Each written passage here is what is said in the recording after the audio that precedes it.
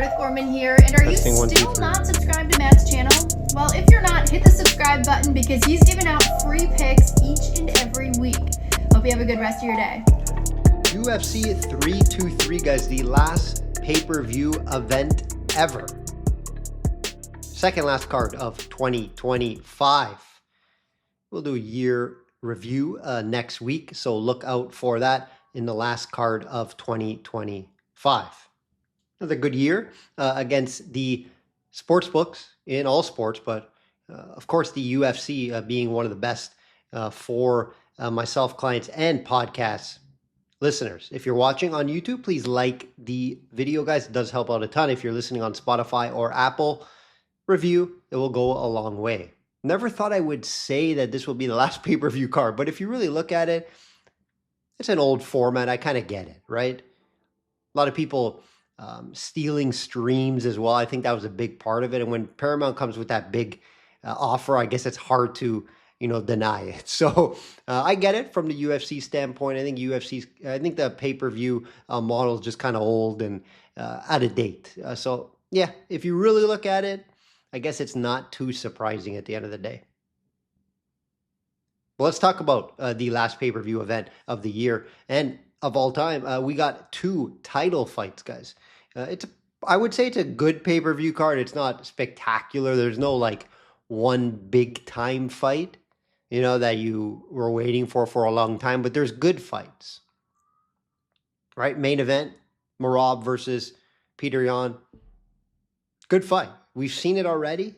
I'm not excited about it, right? Because we have seen it already. But I think it should be a very competitive fight. I think Yan will put up as good of an effort against Merab as anybody. Even in that first fight, it was somewhat close, but Merab was, pretty much able to dominate the fight and win it, which we'll talk about here shortly. And you got Pantoja versus Van. Again, not a bad fight. I like to see what Van really has against a guy like Pantoja. But yeah, those are the two title fights that we'll talk about here. Systemsportscapping.com or link.me/systemcapping for subscription opportunities. You got records, resume, comments over there, and more. If you're watching on YouTube, like I said, guys, subscribe. I do have a lot of listeners over on Spotify these days and Apple Podcasts, but video, have to have video as well on YouTube. I know some old OGs of YouTube are continuing to watch and listen, so I do appreciate that a ton.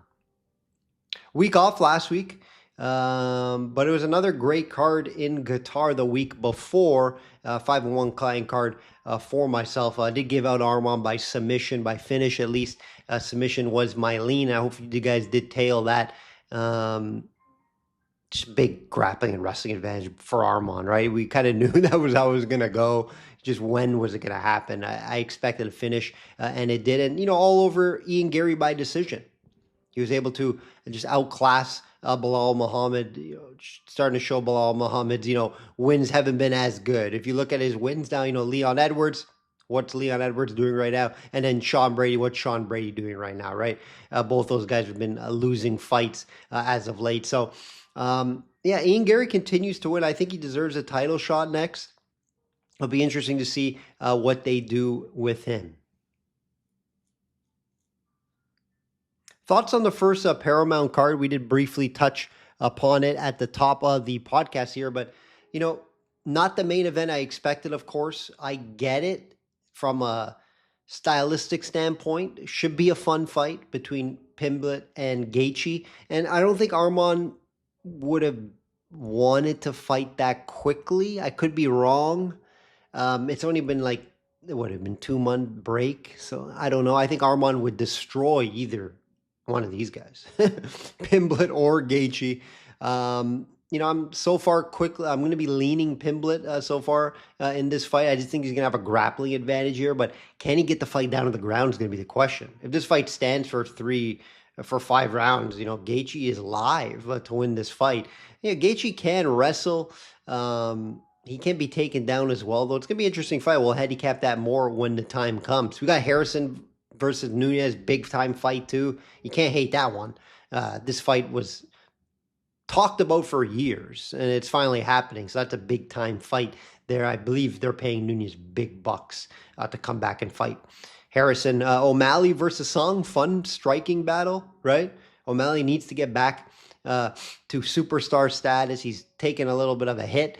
Hopefully he can get a win there. And if he gets like a flashy knockout or something, Song's very durable. I don't know if he'll knock him out, but if he does nice, clean three round performance, we could see O'Malley getting back up to the superstar status that he once was.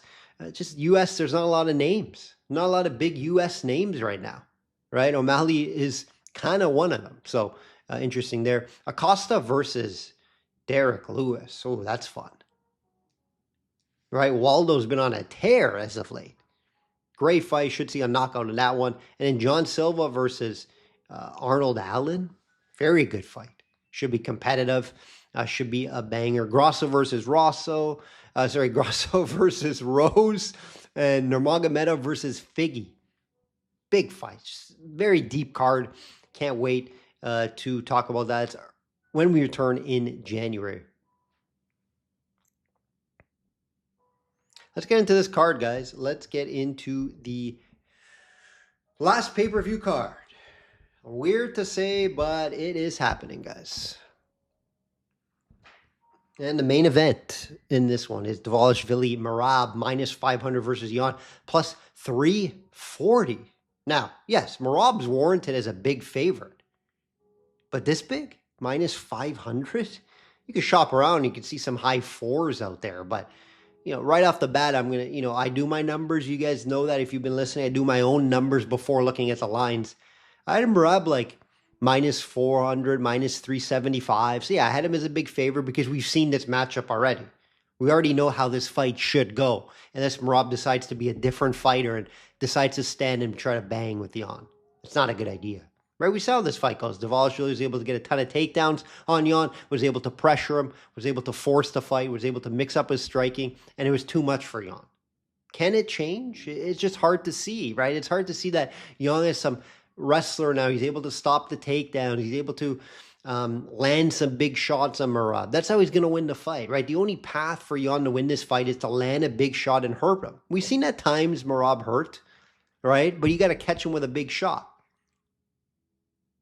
He can't be on top of you, right? Is Yan going to be able to handle that?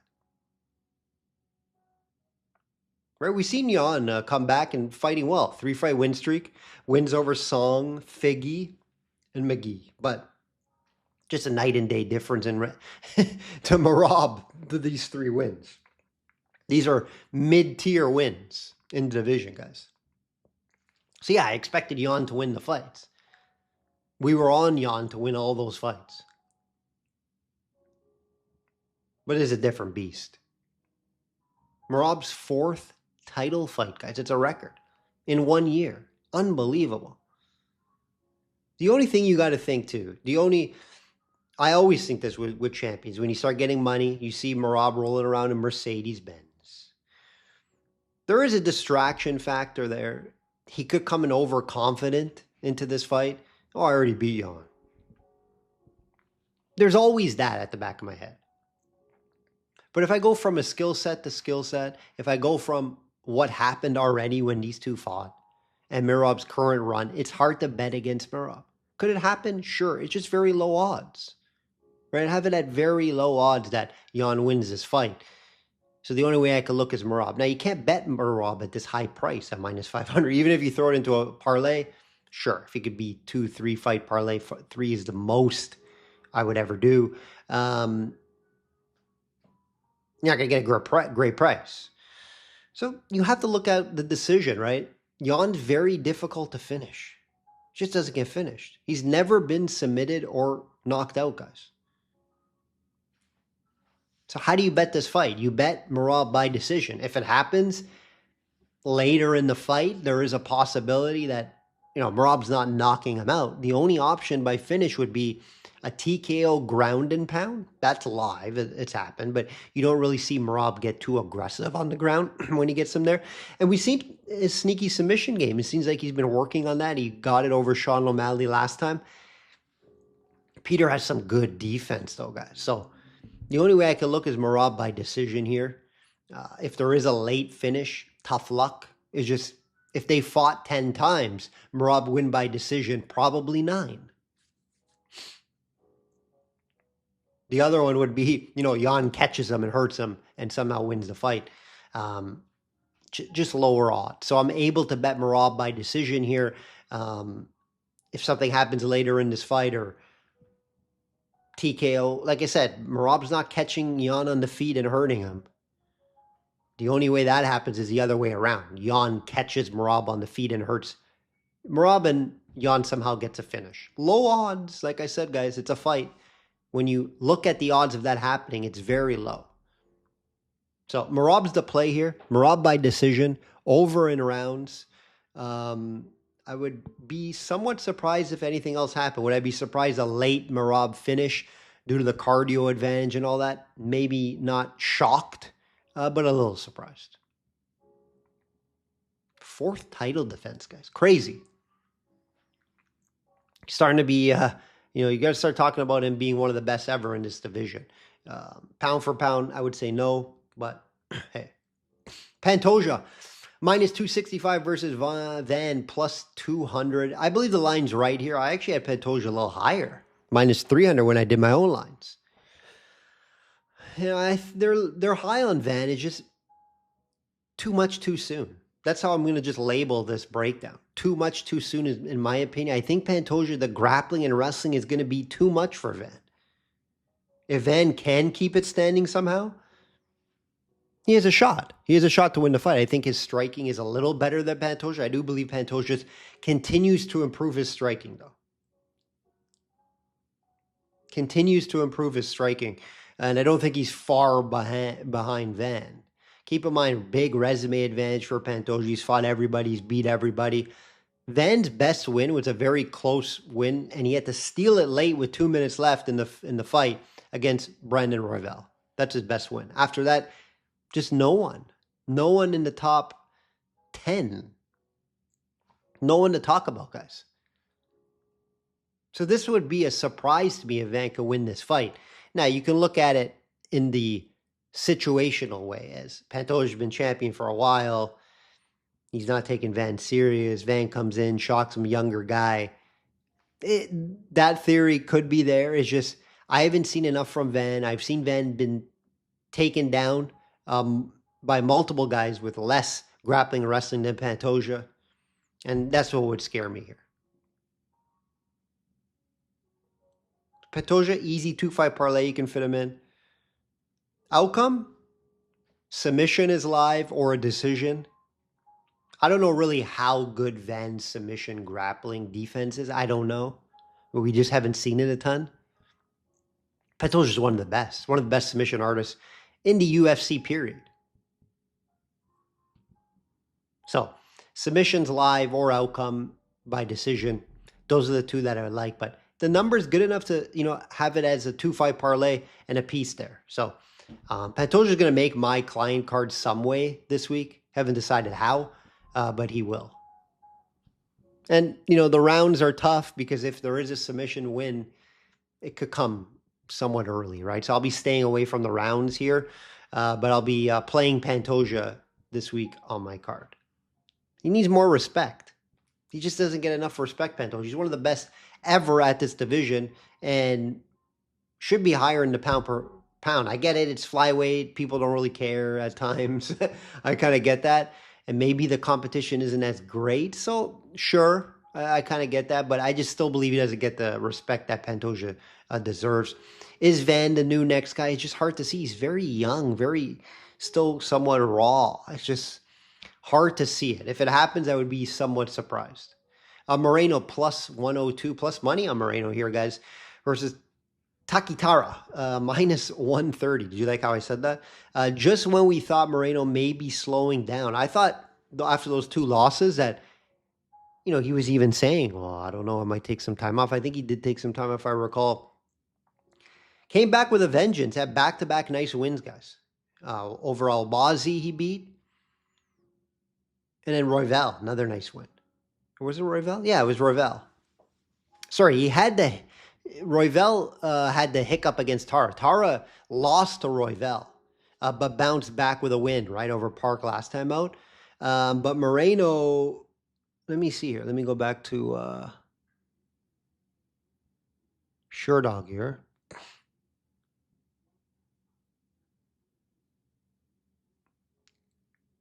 Yeah, Albazi and Urseg. Sorry. I mixed Urseg up with Royval. So Moreno back-to-back wins. Urseg, Albazi, good wins there. All right. Tara lost to Royval. Remember Tara? A lot of hype. He was coming into the fight, lost to Royval, but then he bounced back with a win. Huge resume advantage here for Moreno, of course. Champion at one time, fought the best of the best, beat the best of the best. And you're getting plus money on him? It's hard to ignore, guys. If you have to bet the fight, you don't have to bet the fight. Might not make my client card, but Moreno's going to be the play for podcast purposes. You get him at plus money. Probably won't finish him, so you get a better price at Moreno by decision. That's the way I would look at it for a smaller unit if I were to bet this fight. Tara could win this fight. Very good grappler. Has a good right hand. But Moreno's going to have a lot more volume. So if it does get the decision, I think Moreno probably would land more. Moreno very durable as well. If he does get hit with a big shot, I don't think he's going away. Very difficult to finish him. Good fight here. Good fight. Only 3 rounds. Probably a fight I would like to see as a 5-rounder. A little more fun. But we will back Moreno here. Cejudo is back, guys. It's his retirement fight. Plus 215 versus Talbot. Minus 290. Yikes. Again, value here at this price, guys. The only way I can look at this if I have to bet it would be Cejudo plus 215. The problem is, the only way Cejudo wins this fight is he goes in and says, I want to wrestle, spam, takedowns, wrestle some more. That's the only way he wins this fight. Just watch the Barcelo fight, right? When you go back, you watch the Barcelo's fight. He beat Talbot, and it was due to a wrestling game plan. Talbot's not a wrestler, doesn't have any big background in wrestling. He can be taken down. So, is Henry Cejudo, who hasn't been wrestling a ton in his previous fights, is he going to go into the mindset and say, I'm just going to wrestle, and make it boring and win the fight that way on my retirement fight? Hard to bank on that. If he goes in there and just tries to strike with Talbot, it's going to be a long night for him. Talbot's very long, going to have a nice reach advantage, has a good jab, and also has some tricky stuff in his bag. You don't know what he's going to pull out. So, how is Henry Cejudo going to approach this fight? Tough to say.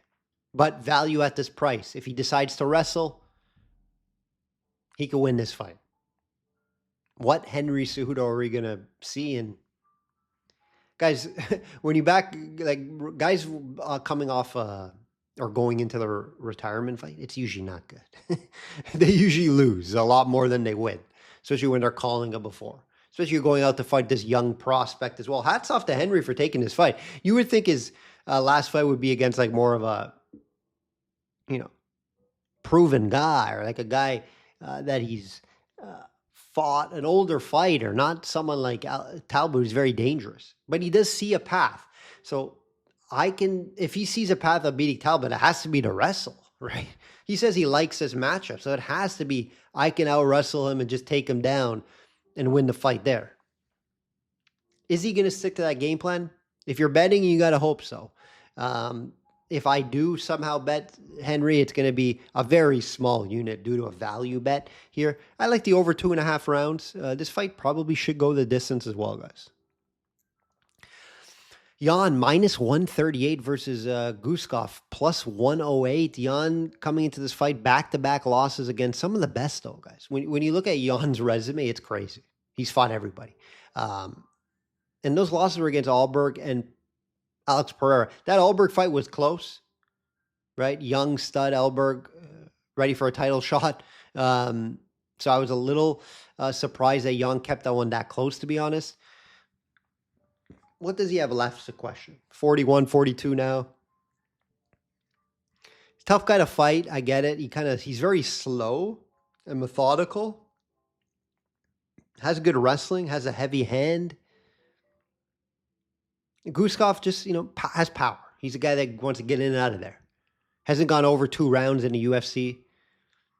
He's fighting very low-level guys like Span, Alikins. His best win was last time out against Krylov. Good win against Krylov, top 10 guy. But if you just look at the resume, if you look at Jan's more well-roundedness, his durability, right? Guskov has to win fights by knocking the guy out early. You're not going to really see that with Jan, right? So Jan would have to be the play here. The price isn't terrible at minus 138. And if this gets deeper into the fight, we haven't seen Guskov ever there. So big advantage for Jan.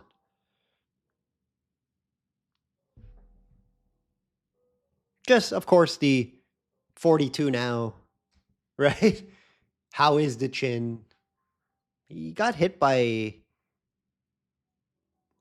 He was hit a few times against Alberg, but no clean shots. I think his defense is very good. But he didn't, get hit with a big shot. So, yeah, I think Jan wins this fight. Price isn't terrible. That will do it, guys.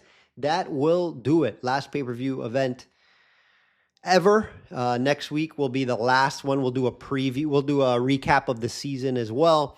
So look out for that. Like I always say, guys, bet smart and early limits. Enjoy the last pay-per-view card.